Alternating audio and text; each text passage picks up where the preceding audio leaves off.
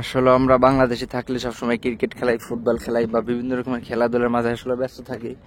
আর দেখেন সৌদি আরবে মরুভূমি কাকে বলে, একদম পুরোপুরি মরুভূমির ভিতরে ক্রিকেট খেলাইতেছে আমাদের বাংলাদেশের সাধারণ কিছু মানুষ। আমি যদি এই পাশটা একটু দেখাই আপনাদেরকে, এই যে দেখেন এটা পুরোপুরি মরুভূমি।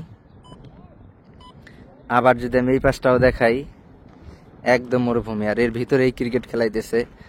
আর এখানে মোটামুটি তো ভালোই কোনো কোনো জায়গা আছে যেখানে আসলে মানে রাস্তার উপরে ক্রিকেট খেলে, আসলে এছাড়া আর দ্বিতীয় তো কোনো উপায় নেই।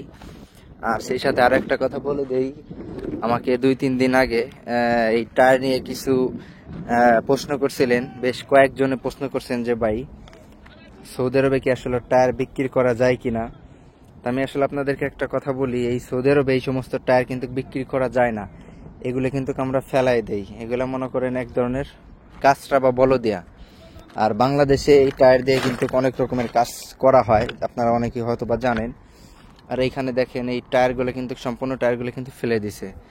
আর একটা দুইটা টায়ার না, এখানে কিন্তু অনেকগুলা টায়ার আছে।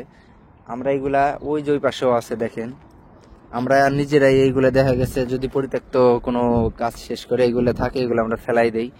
ওই যে সামনে যদি জুম করে এই যে দেখেন, এই যে অনেকগুলা কিন্তু এখানে ফেলাই দিছে। তো যাই হোক, এই ভাইটির জন্য ছিল এই কথা। আর এইখানে দেখেন ক্রিকেট খেলাই দিছে আমাদের বাঙালি অনেক মানুষ আছে এখানে, যা আছে সবই বেশিরভাগই বাঙালি। এছাড়া কোনো উপায় নেই, একটু হাঁটাচলা করার জন্য, একটু খেলাধুলা করার জন্য। ওই যে সামনে দেখেন আরো এক গ্রুপ খেলাইতেছে, ওই যে আমি যদি পুরোপুরি জম করি, এই যে এখানে দেখেন আরো এক গ্রুপ খেলাইতেছে। মোটামুটি দুইটা মাঠ, ওইখানে একটা, এখানে মাঠ না, ওইখানে একটা যদিও মাঠ। আর এরকম আকারে সৌদি আরবে অনেক জায়গায় কিন্তু এই সমস্ত মাঠ আছে, যে মাঠগুলা মোটামুটি আসলে লেভেলের ভালো, ততটা বেশি ভালো না, তবে মোটামুটি ভালো।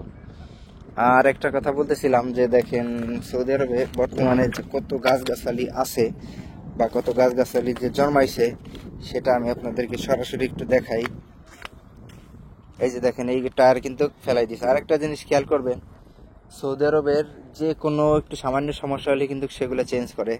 আমি যদি পুরোপুরি দেখাই টায়ারটা, যে দেখেন টায়ারটা কিন্তু মোটামুটি ভালোই আছে। এগুলো হয়তো হইলে বাংলাদেশে রিফাইন করে কাজ করে, এই দেশে আসলে কোনো রিফাইন এর টায়ারের কাজ নাই। কোনো মতে একটু সমস্যা হলে কিন্তু ফেলাই দেয়। এই যে এইটা দেখাইতেছি, এই যে এটাও দেখেন, এটা কিন্তু একদম নতুনের মতোই, কোনো রকম সমস্যা নাই। হালকা একটু এগুলো একটা টেম্পারেচার আছে, ডেট দেওয়া থাকে, ওই ডেট অনুযায়ী এগুলো চেঞ্জ করে সৌদিরা নিয়মিত। আর আমাদের যারা অন্যান্য দেশের আছে হয়তো তারা একটু কম নষ্ট করে এগুলো চেঞ্জ করে। এই যে দেখেন তাজা গাছ একদম, যেই গাছগুলো আসলে মানে সৌদি আরবে আসলে ভাবাই জানা যায় সৌদি আরবের। তা আরও যারা বিভিন্ন রকমের প্রশ্ন করেন, আমি সব সময় চেষ্টা করি সৌদি আরবে আপনাদের যে কোনো তথ্য জানিয়ে দেওয়ার জন্য বা জানানোর জন্য সব সময় কিন্তু আমি ট্রাই করি। যদি আপনাদের কোনো কিছু জানার প্রয়োজন থাকে তাহলে অবশ্যই আমার কাছে বলবেন, আমি সেটা জানানোর চেষ্টা করব। আর সেই সাথে আরও একটা কথা বলি, যারা আসলে নতুন সৌদি আরবে আসতে চান, তার আগে শুধুমাত্র সৌদি আরবে বিষয়টা এরকম না, আপনারা যেখানেই আসতে চান আগে ভালো করে যাচাই বাছাই করে তারপর আসবেন। কারণ আপনি যে কোনো একটা কাজকর্ম যখন করবেন তখন কিন্তু এই যে দেখেন, আসলে একটা জিনিস আপনাদেরকে বলতে বলতে দেখাই দেই, সৌদি আরবের ভিতরে এরকম অনেকগুলা কুকুর আছে। আপনারা এই কুকুরের আশপাশে থাকবেন না, কারণ এখানে দেখেন 1 2 3 4 5 6 7 8টা কুকুর আছে।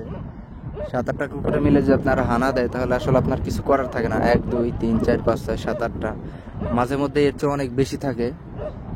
এইগুলার আশপাশে আপনারা আসবেন না, কারণ এইগুলাই কিন্তু খানা দেয়, বড় আকারের দাবুর দেয়, অনেক সময় কামড়ায়। যাই হোক, ভিডিওটা অনেক লং হয়ে যেতেছে, আশা করি আপনাদের ভিডিওটা ভালো লাগছে, কারণ অনেকে এই টায়ারের বিষয়ে আমার কাছে জানতে চাইছিলেন।